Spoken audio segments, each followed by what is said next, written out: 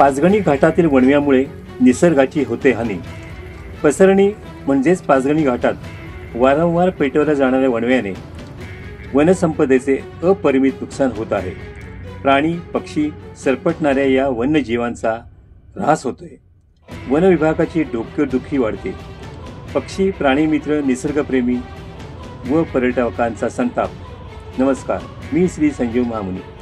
सह्याद्री पर्वतांच्या रांगा व भौगोलिकदृष्ट्या निसर्गाचे वरदान लाभलेला, शैक्षणिक तसेच पर्यटकांसाठी महत्त्वाचा असलेला, सुजलाम सुफलाम असलेला वाई पाचगणी महाबळेश्वर हा परिसर पेटत असलेल्या वणव्यामुळे ही वनसंपदा प्रदूषणाच्या विळख्यात अडकू लागली आहे।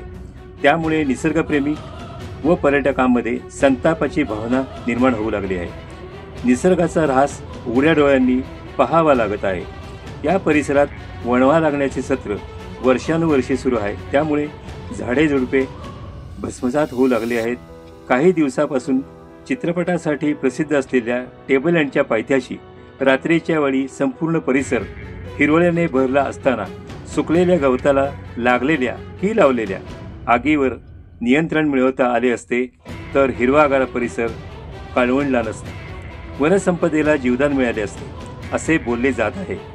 काही ठिकाणी दिवसा लागलेल्या वणव्याने सुकलेले गवत, उन्हाची तीव्रता, वाहणारा वारा यामुळे सिडनी पॉईंटच्या खालच्या परिसरात हरणाचे एक गोंडस पाडस सैरावैरा झाले होते।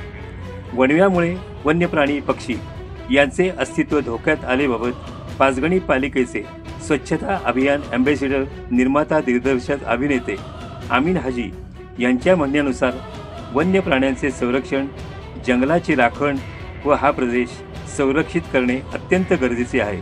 त्यासाठी त्यांनी फाईट अगेन्स्ट फायर फॅब ही संघटना स्थापन केली असून सातारा जिल्ह्यातील युवकांची फौज तयार करून वणव्याविरोधात लढा देण्याची तयारी तसेच प्लास्टिक निर्मूलन मोहीमही त्यांनी हाती घेतली आहे।